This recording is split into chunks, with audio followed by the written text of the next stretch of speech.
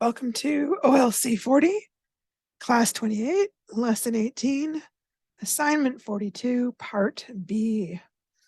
All right, here are all the ways to reach me. I'm in the studio right now, 1-800-465-7144. I will be in the WASA office for about an hour or two afterwards, 1-800-667-3703. You can fax your work to 1-800-463-7852. You can email me a question at jillian.percy@nnecschools.org. If you want to rewatch a recording, it will be on YouTube at capital G, capital P, ERCY, space, capital W, AHSA. If you're submitting your assignments, please send them to student.work@nnec.on.ca. Remember to put your full name on it, lesson number, and assignment name or number on it, depending. Some things have assignment names, some things have numbers. I get a lot of assignments. If I am not sure where an assignment goes, I do not mark it right away. I wait until I have time to talk to the student to be sure, because every assignment has a different marking scheme. So please, please, please send all that information up top so I know what it belongs to. Okay, we've been talking about this a lot lately, but I thought of a different way to discuss this, so I thought we would talk about it again. Because it's still the most common grammatical mistake I see when I'm marking papers. Common places that need a comma. After a beginning adverb phrase where you're describing when or how or where things happened. Yesterday, comma, I visited grandma. Carefully, comma, the munitions expert defused the bomb. It can also come after a beginning subordinate phrase, which will start with a subordinate conjunction like if, until, since. We had a whole list of them. If I had known you were coming home, comma, then I would have baked a cake. Also after a beginning prepositional phrase, which is often used to indicate time or location of an event being discussed. These are often basically a type of adverb phrase, although it's not always obvious. Over at the hospital, comma, the powwow ceremony is being held. In the afternoon, comma, I will be heading to Dryden to do some shopping.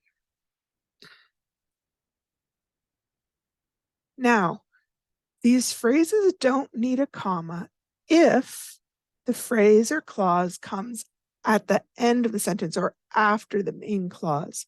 You don't need the comma, it just kind of flows. I visited Auntie yesterday. No comma needed. I walked home carefully. No comma needed.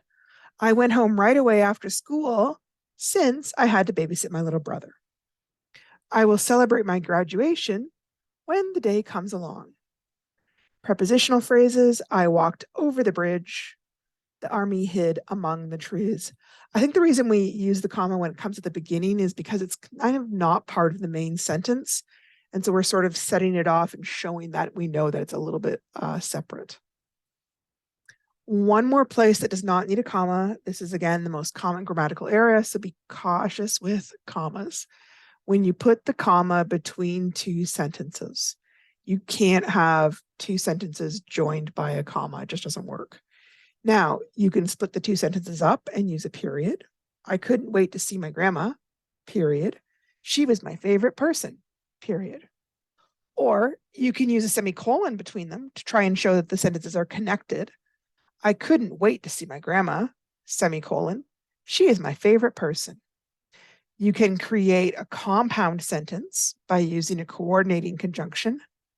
I couldn't wait to see my grandma, for she is my favorite person. And there's a comma after grandma there. You can also create a complex sentence by using a subordinating conjunction. I couldn't wait to see my grandma, comma, because she is my favorite person. Any one of those is acceptable.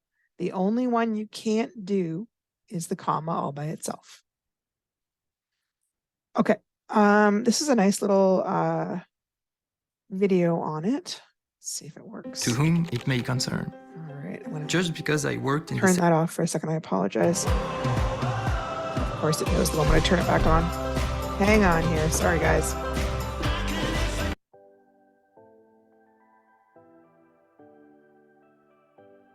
Hello everyone, welcome back to my channel Sparkle English. My name is Jennifer and today we have another English grammar lesson for you. We're going to talk about sentence fragments, how to fix sentence fragments, and also complete sentences. I will show you examples of sentence fragments that are more simple and also some more advanced examples. At the end of this lesson, we will have a quiz. So let's get started. First of all, what is a complete sentence? Just in case anyone's wondering, by the way, this is not me. A complete sentence is a group of words that expresses a complete thought. Hang on. This is not the one I was looking for. Something happened there. Hang on a second. Let me see here. She had a different one about run-on sentences. This is the one we were trying to do. I wondered why I hadn't seen her face Hello before. everyone, and welcome There we back go. to my channel Sparkle English, where I teach you how to improve your level of English. If you haven't already, make sure to subscribe. So what is a run-on sentence? Run-on sentences happen when two or more complete sentences are combined without using proper punctuation or conjunctions. For example, I'm exhausted, I can't study anymore. Let's go to the cinema, I want to see the new Marvel movie. My boyfriend took me out for dinner, we ate sushi. All three of these sentences are run-on sentences. They are incorrect. We need to use proper punctuation or conjunctions to fix these sentences.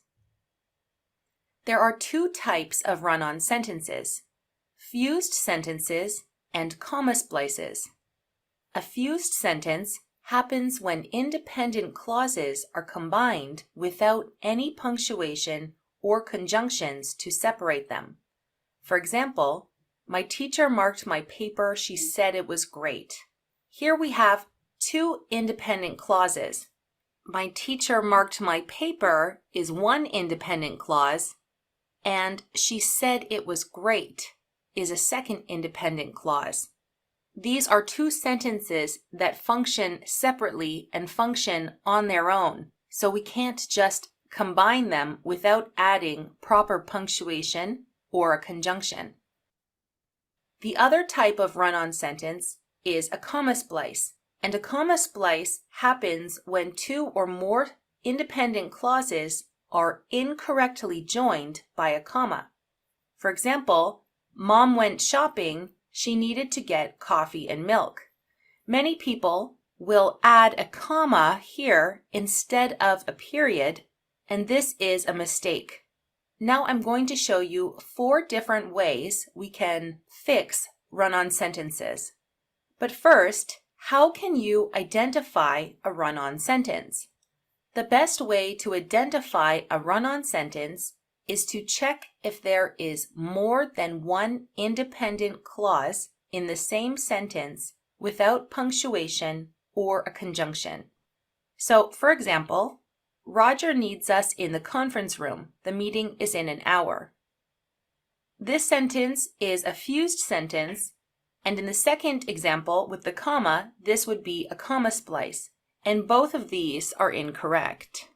So now let's look at 4 different ways we can fix a run-on sentence. Number 1 is make separate sentences. So Roger needs us in the conference room, period, and then capitalize the next word for the second sentence. The meeting is in an hour. So now we have separated these into 2 independent clauses, and this is correct. The second way you can fix run-on sentences is to add a coordinating conjunction like and, or, but, so, for, nor, or yet. Of course, make sure the coordinating conjunction makes sense in the sentence. You could say, Roger needs us in the conference room and the meeting is in an hour. Now remember to place a comma before the conjunction when joining 2 independent clauses with a coordinating conjunction. I have more videos on how to properly use commas, but it's very important to remember when joining two independent clauses with a coordinating conjunction that you have to put a comma before the coordinating conjunction. The third way to fix a run-on sentence is to add a semicolon if the sentences are closely related. So Roger needs us in the conference room, semicolon. The meeting is in an hour. The reason Roger needs everyone in the conference room is because they're having a meeting. So these sentences are closely related. So we can use a semicolon. And remember, when you use a semicolon, you do not capitalize the next word. You just keep that in lowercase, unless, of course, it's a word that always begins with a capital letter. Study materials leaving you stuck and confused? We will pause there. I think she explains it in another dot. Let's take it here. So we will try this ourselves. Some of these might be. All right, let's take a look at these. This is the same kind of thing. Some of these might be correct. So that's one thing you want to check. You don't want to assume that what you've written is wrong. Generally, when I'm marking papers, 90% of what you're writing is just fine. It's just the one or two sentences that are standing out. So we're just kind of looking at that kind of thing. So take a look at it first and decide if it's wrong. So look at number 1. The dress I bought for the prom is beautiful, but it was expensive. Okay. The dress I bought for the prom is beautiful. That is a complete clause, but it was expensive. It was expensive is also a complete clause. The only thing here is we would need the comma. So it's a correct sentence, but it needs the comma. The lead singer of the band, oh, not quite, quit, comma, they canceled the concert. Okay, I can't join two sentences with a comma. So I have to put the lead singer of the band quit, so they canceled the concert. A deer streaked across the road in front of us. It almost got hit. Okay, you can hear as you say that it's really two sentences they've fused together. A deer streaked across the road in front of us, period. It almost got hit. I'm going to make that a capital. This is not the only way I could join it. This is just the way I'm choosing to join it at this point. Sometimes I wish I was a kid. Oop, they've made a spelling error there. Capital I. Capital I. However, I also enjoy being an adult. That one is just fine. I've got my comma, but I also have a conjunction there. The new furniture looked great in my room, comma, I need a new bedspread now. Okay, so this is what they call the comma splice error. I can say, and I need a new bedspread now. That works just fine. Even if I wanted to come, I don't have enough money to buy a ticket. Now, this one is tricky because it looks like it could be a comma splice error. But it's because this part, even if I wanted to come, is a subordinating clause or dependent clause. It's dependent on the rest of this. So it can be set off with just a comma. That is fine. If you were concerned about it, if you weren't sure, what I would do is I would take this and I would move it to the end of the sentence and see how it sounds. So I don't have enough money to buy a ticket, even if I wanted to come. That is a complete sentence. It does not need a comma. That is one way to solve these problems. If you put the sentence or the phrase that's in front at the end and it makes one long, perfectly understandable sentence, then that's fine, right? And that's another way to correct it, I guess. The collapse of the building was a surprise. Luckily, everyone managed to escape. Okay, that is two separate sentences that have been fused into one. The collapse of the building is your noun phrase, was a surprise. But when we start to say luckily, we're on to a new sentence. So, period, luckily, everyone managed to escape. And I would also put a little comma there because this is an adverb describing how they managed to escape. I ordered my new shirt online, comma, I got free shipping on it too. All right, these are two separate sentences. We can't join them together. I can make it as two separate. That seems the easiest. If I wanted to, I could put a semicolon there. That is legitimate too. After I saved enough money, comma, I went to Disneyland. All right, is this one okay?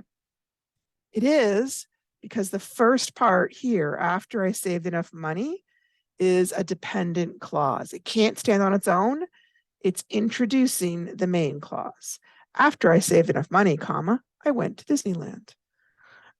Number 10, I went to the doctor yesterday, comma, he gave me 2 shots.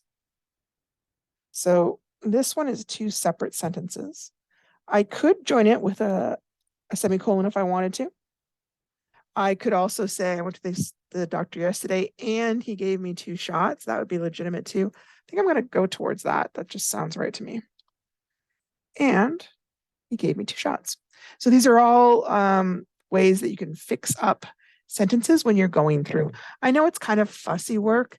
That's why we don't worry about it so much in the rough draft. It's what you're worrying about in the good copy.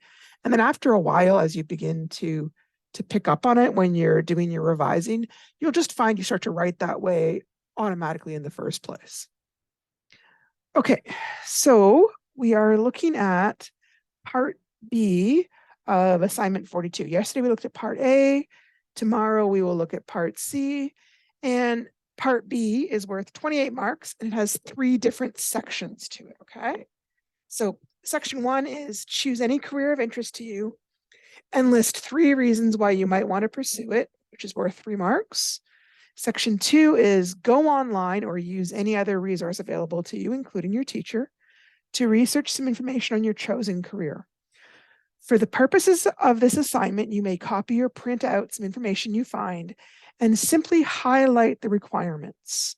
Include any qualifications, courses, grade requirements, or any other important information. So in other words, you do not have to put this in your own words. They just want you to find the information. Now, I know we have a few students out there who don't have access to internet on a regular occasion. If you need me to, I am able to do research and send it along, and you can choose which parts are important. That's obviously only if you don't have access to a computer on a regular basis. Let me know. Number 3, go online or go to any other resource available, including me, your teacher, to find information about a scholarship or bursary that you may be able to apply for with your chosen career in mind. Hint, you can use the words Indigenous plus Ontario plus scholarship in a search to find out just how much money there is out there for you to continue your journey in education. Print off or copy the information you will need to apply for the scholarship or bursary. If there is an application form, include it as part of your research, 10 marks. Keep in mind, we did a whole bunch of stuff on scholarships yesterday. You can definitely use that information to help you. So we're going to kind of walk through each question and how to do it. I'm going to grab a quick sip of water between slides here. I've been talking a lot today, so you can hear my voice is going on me a little bit. I apologize. Okay, so this one is for, I should have mentioned it. This one is for question number 1, okay? And it's talking about choosing a career. This is not even remotely the only site you could use. And in fact, for choosing a career, you may already have a bunch of ideas in your head that you know that you want to look at, okay? You may already know, hey, I want to be a nurse, or maybe a nurse practitioner, or maybe a personal support worker, in which case that's fine. You don't have to do a bunch of research if you already know what you kind of want to talk about. But if you're not sure, this is a lovely site. It has such interesting stuff on it to look around. So I'm going to click on it. Okay, so this is a Government of Canada website, and it's talking about the National Occupational Classification, which is used for all sorts of technical reasons. That part's not really important to us, other than it's a nice little way to help us learn about careers. So you can look things up by keyword. Code is not really for us. That'd be if you're doing the technical stuff. The other way you can look things up is competency, which I'll talk about in a minute. So let's say, yeah, they've got the example designer. Let's say I wanted to look up woodworking, because I know I like to do stuff with wood. Okay. So I want to see what will come up if I put woodworking in. Oh, and no results were found. Oh, that's very sad for me. Hang on a second. What if I try carpentry? I'll be extremely sad if this doesn't work. Okay, so 3 different categories came up. I apologize. Contractors and supervisors for the carpentry trades, construction inspectors, and then actual carpenters. So let's say I looked up actual carpentry, see what comes up. All right, so it talks about here, it's kind of, this is nice if you're doing a job search. It shows some of the different things that it might be known as that really involve the same basic skills. Here it talks about a lot of your job duties. You're going to read and interpret blueprints, drawings, and sketches, prepare layouts, measure, cut, shape, assemble, and join materials, a whole bunch of stuff. Additional information, if you get the Red Seal endorsement, then you can go between provinces. You can progress to supervisory positions with experience. Similar occupations would be a cabinet maker or a woodworking machine operator. Let me see here. I don't think that is necessarily useful, although you could play around with it. Oh, here we go. Work characteristics. Oh, so this is kind of neat. Shows you all the different things that you might be doing while you're doing that kind of job. So let's say, for example, I looked at physical demands and I know, you know what, I injured my leg when I was younger and I really can't stand on my leg for very long. Okay, this is a job that involves me standing more than half the time. Even though I like woodworking, maybe this wouldn't be a job for me because I won't have the freedom to move the way I need to. Let me see. That's kind of what else we have. Skills and abilities. Ooh, neat. Okay, abilities and skills. So abilities might be things like trunk strength, depth perception. Skills might be numeracy, quality control. Personal attributes, or what they call personal traits, like independence, analytical thinking. What else? Interests. Okay. This relates to the Holland Code, which we haven't really talked about, but it's still kind of helpful. Employment requirements, that's kind of useful to us. This is the kind of thing they were talking about. Completion of secondary school, that's high school.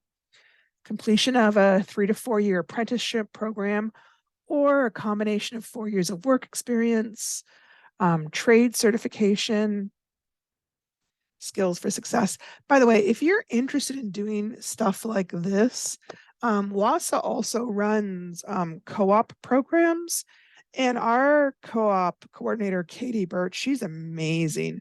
If you're wanting to do things that like apprenticeship type stuff, give our office a phone call, because she's got all sorts of great apprenticeships. She can, like, co-op-y type things that she can set you up with that would give you some experience. So that's one example. Where's my time? I'm good. Okay.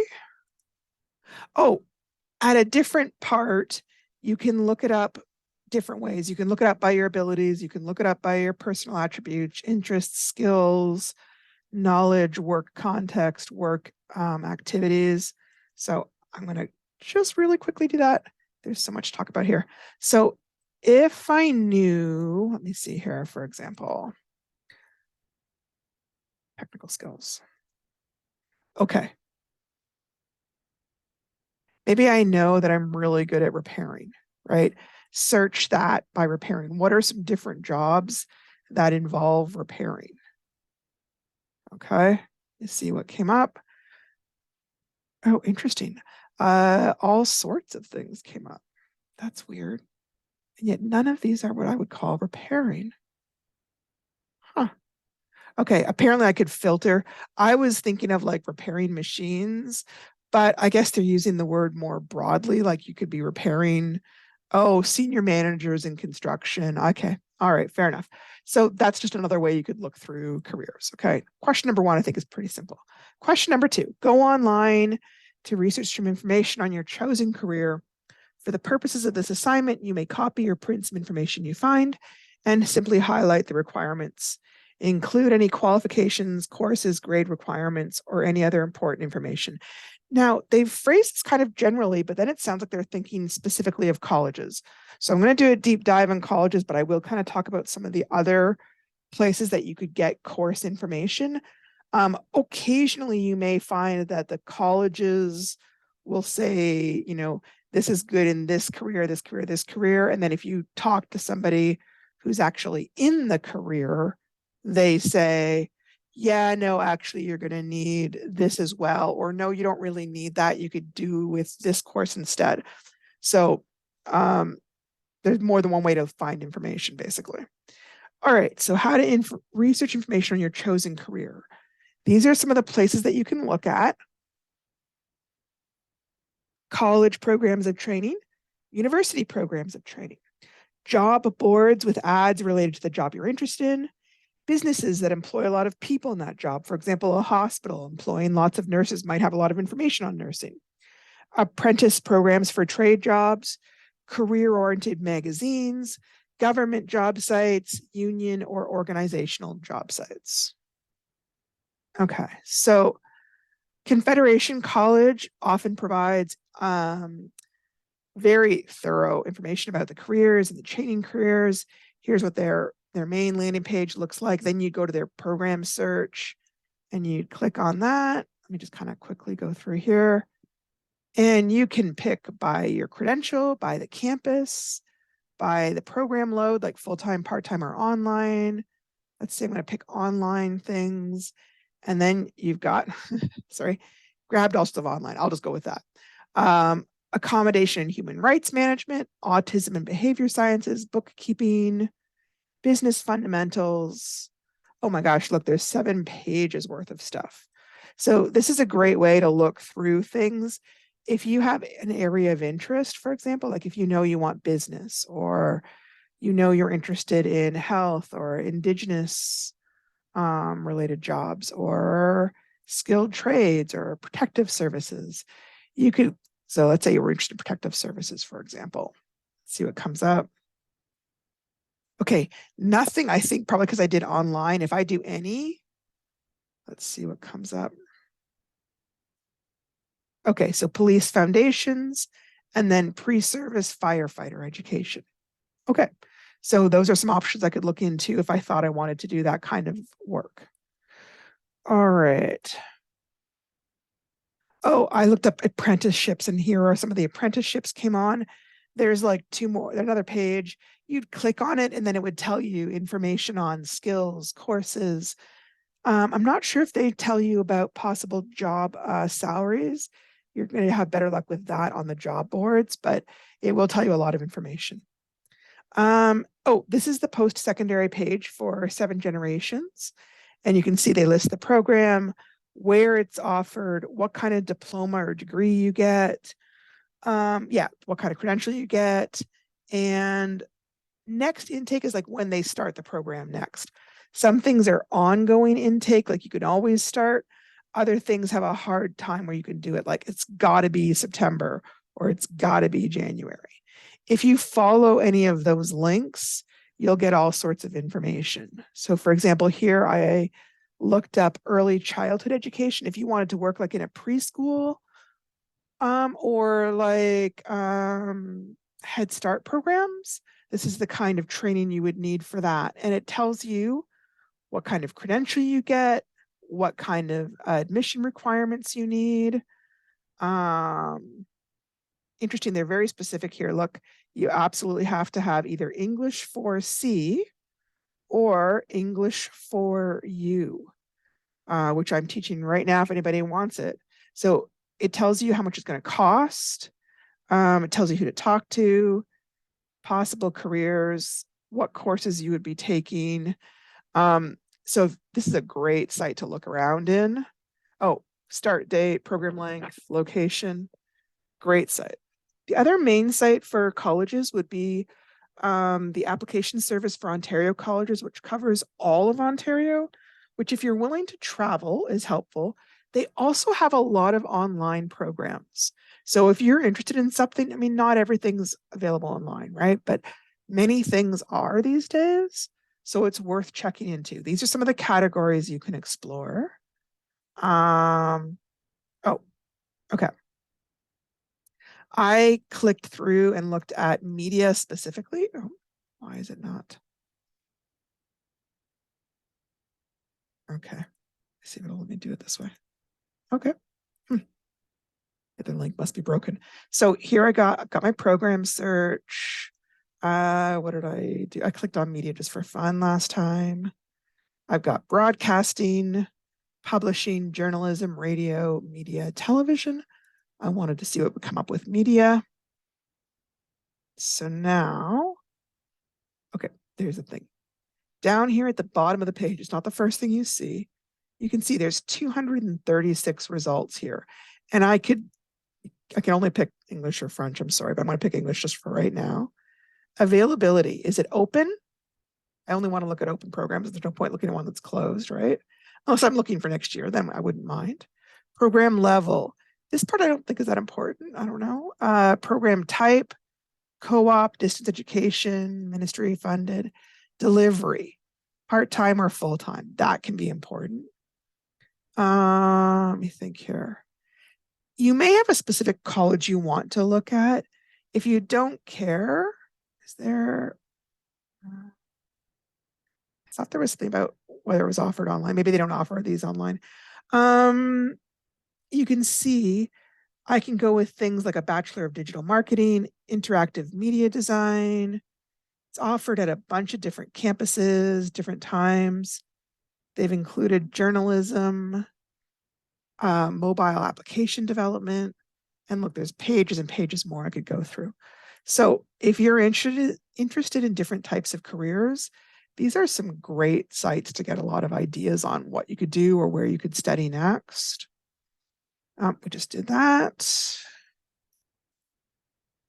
Job boards. Job boards can also be a great source of information. I really find them helpful for salaries. And sometimes you get very specific information about what kind of personality traits they're looking for, or what kind of job duties specific companies might be looking at.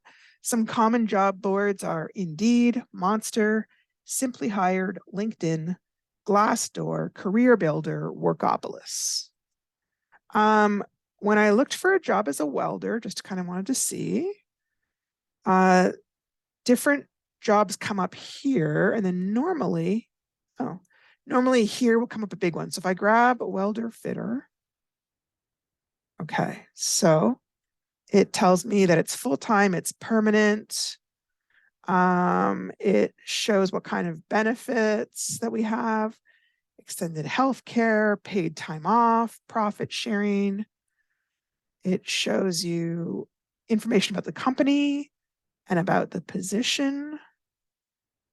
And then it talks about what you should be like your personality traits, willing to learn, open-minded, flexible. And then it gets very specific, 3 years plus of experience with GMAW flat position, completion of welding theory, completion of blueprint reading. And then it tells you a little bit about them. Does it talks a little bit about competitive wages, although it's not super specific. Some of them are more specific and they'll say, salary range, or they'll say specifically this job offers. But you can see there's so much information here. So that's another great spot to look for different types of information. Career-oriented magazines. A lot of careers have specific magazines just dedicated to them. So if you're interested in aviation, here is an entire magazine talking about aviation. I know there's ones for things like teaching. I'm reasonably sure there's one for nursing. So a lot of those kind of things, they will have job ads in them as well, but they'll also have some interesting articles on different programs, different people who've done well in those careers, that kind of thing. Where's my... Click on it just for an example. Okay.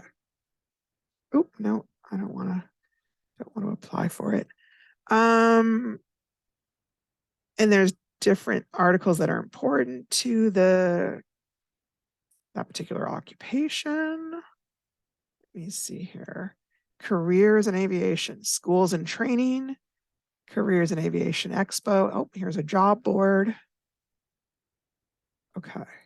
This is important because some of these very specific magazines, they might have job ads that you're just not going to see on a regular job board because they know that somebody reading this magazine is already probably got some qualifications or is very interested. So they know this is a great place for them to advertise and get people who are really interested. They might not offer or list the job on a more generic site like Monster. So these are some examples. Okay, what else have we got here? Oh, union or professional membership websites, Canadian Union of Canadian Postal Workers. All sorts of jobs have unions. Lots of times that can be a way to find out about training opportunities, workshops, maybe have some jobs. It's worth a shot if you know what kind of job you want and whether there's a union. Even if you don't know, you could simply put the name of the job you're hoping for and union. So like welder plus union, nurse plus union, and just see what comes up. Okay. Apprenticeship program websites. This is a government website. It shows you some of the different pathways to apprenticeship. It's kind of neat. I didn't know there were so many. And then it kind of tells you a little bit about how to do it. You're still going to have to search around. It's not a one stop is everything the way it looks like it might be, but it at least gives you a starting spot if you know that you want to do an apprenticeship or that you're interested in a career that typically has an apprenticeship. Like a lot of the trades like welding, construction, plumbing, electrician, those are very common jobs to have apprenticeships with because they're not a job where you're just going to go in and look at a textbook. You're going to need somebody next to you walking through how to do it, right? They're just those kind of jobs. There's nothing like having a person showing you. So if you know that that's the kind of job you're interested in, this is another spot you might be able to find some information. Government job sites. We have been here before. I'm going to look at it really quickly again. It is a really useful site. Again, it's run by the government and it helps the government when people have jobs. So their main goal is, hey, let's get people working. Because remember, then there's also the benefits to people working. Anyways, so they are motivated to make it useful and help you find jobs. You've got things like find a job, choose a career. That we did a bunch of that stuff before. Explore the market. That's kind of interesting. I remember when I graduated university, I really wanted to go into being a librarian, but the government had just frozen funding for librarians and they were not going to hire any new librarians for the next 2 years. So at the time that seemed like forever. And I was like, well, I better find a different job because they're not planning to hire for a little while. So that can be a great place to find out what kind of market. Is it a market where there's lots of people and there's not enough jobs? Or is it where there's lots of jobs and not enough people? And then if you were a company looking to hire, there's that kind of stuff. So there's actual job postings. And there's all sorts of different tools that can help people. I'm curious, I don't know what this one is. Oh, okay, so this would be specifically find employment services, find employers committed to inclusion, prepare for interviews.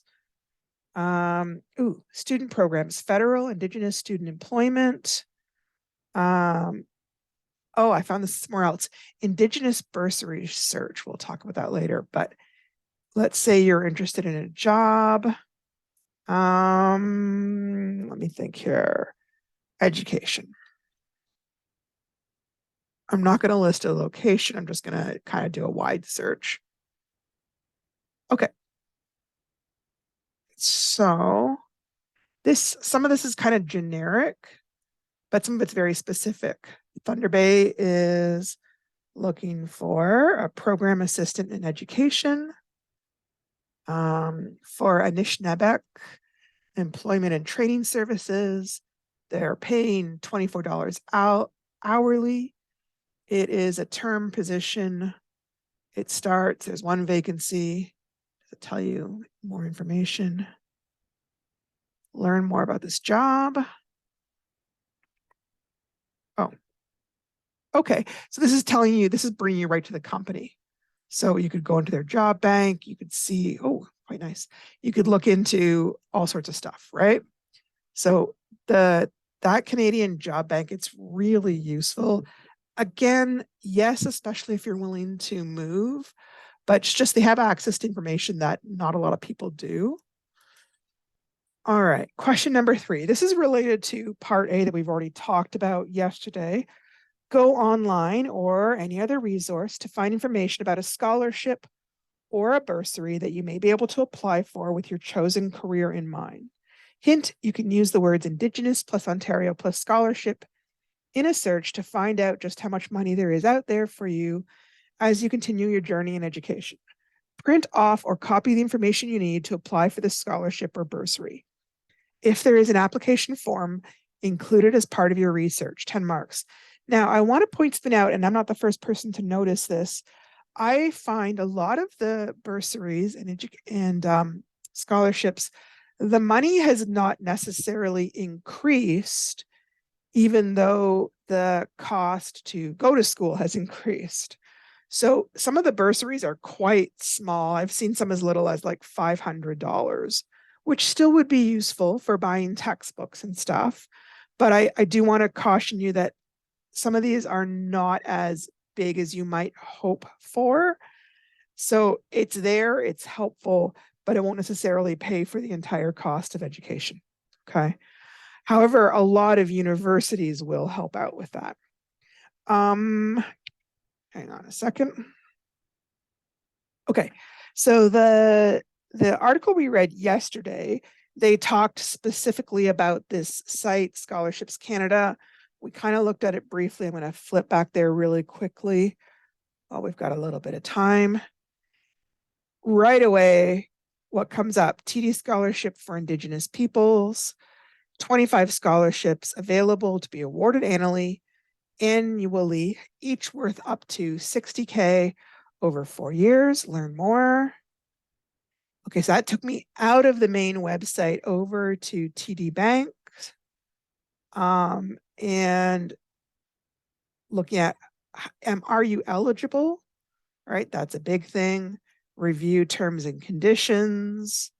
There's a way to apply.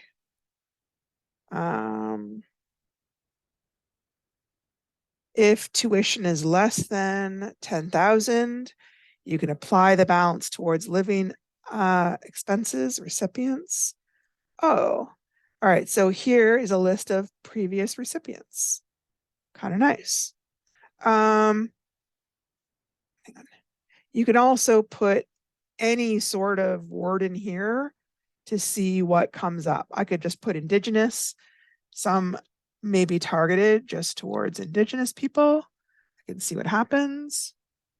Okay, and 1,176 scholarships came up that are geared specifically towards Indigenous people. Indigenous nursing, engineering Indigenous, languages and teacher education, Métis scholar, Scotiabank Indigenous, all sorts. Now, I could also go look through a specific school. Like maybe I know I want to go to Lakehead. What comes up? So then these are scholarships that are related to Lakehead. I could also look at a field of study. Like let's say I know I want to look into nursing. I can see what scholarships come up for nursing. 1,544 scholarships. Now, obviously, we're not going to qualify for all of them. But look right here, Susan B. Davies Scholarship for Indigenous Nursing Students. I'm just going to click on that and follow it. Okay. It's $3,000. The deadline is October 31st. It's not renewable. It is not automatic consideration. You need to create a free account to see more information. I don't think it'll let me do it. Oh, and here it tells you more about University of Ottawa. So if you're planning to go to school, school can be expensive, even just living and getting the textbooks, even if tuition is being covered, which I know it isn't always, it's still expensive, right? It's worth looking into this to see what kind of help you can get. I know I went to school on scholarships. We couldn't have afforded it otherwise. So there's nothing to be worried about as far as that goes. Oh,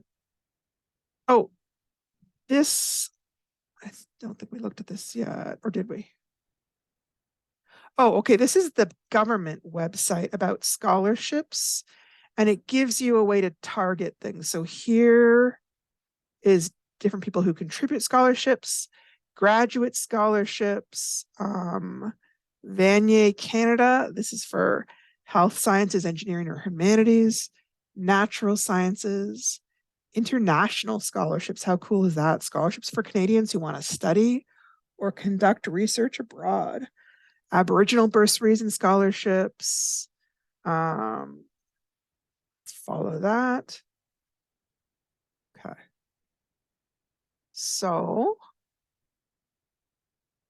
oh, that is not what I thought it was going to be. Hang on a second.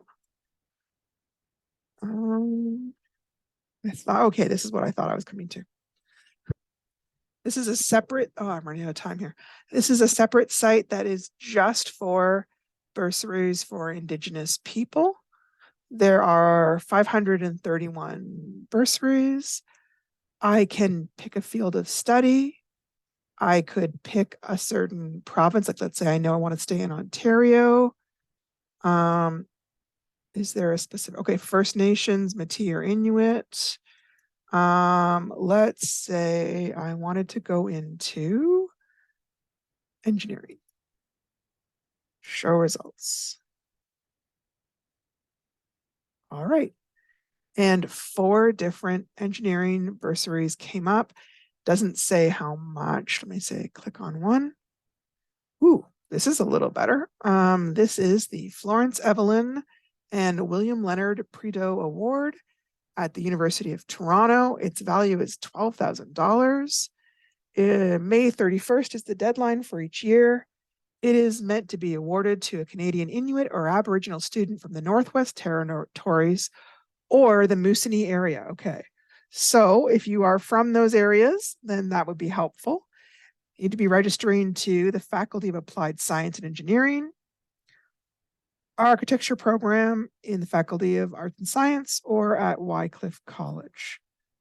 Oh, it is also meant to be awarded to a student who is a member of Scouts Canada on the basis of scouting service and experience. Okay, so that's very specific. A lot of details there. So useful to see, because you never know, you might meet all the details, right? And this one, obviously $12,000 is nothing to sneeze at. That's a healthy amount of money to help you go to school. So obviously the whole reason for this assignment is we want you to be aware of what is out there. Money is such a huge impediment to just about anybody going to school. It's really hard to finance that kind of thing. And yet so many people find if they go ahead and do go back and get an extra degree, that it really increases their income. I know that going back to teachers college for me was expensive, but it also was a major employment change for me. It made things way better financially, even though it was really hard at first. So this is just us trying to help you find a way to make things work out. Oh, when you have all your information together, hand it in. I'm requesting, please don't hand it in as 3 separate assignments on different days. Just hang on to it until you have all of the questions together. I'm already kind of splitting up the culminating assignment into 3 main parts. So please take the time to finish all 3 questions to part B and then hand them in all together. Sometimes people are handing in kind of good copy one day, rough copy another day. I get so many assignments, it can be really hard to make sure I've got all the different parts together. be sure to label each page at the top. So for example, Jillian Percy, OLC 40, assignment 42, part B, question number 1, right? And then if the next page is question number 2, great, label that number 2. Please, this labeling is really, really important. I don't want to be staring at your stuff trying to guess, is this the stuff for part 1 or part 2? Is this part 3? Is it something else entirely? Anytime I'm having to guess, that's never a good thing. So I apologize. My voice is really going on me today. Thank you so much. Tomorrow we will tackle part C. We are almost finished this assignment. We're getting really, really close to the end of this unit and this course. If you've gotten this far, please don't give up. You can absolutely finish this course within the next little while if you've gotten this far. Okay. Talk to you guys tomorrow.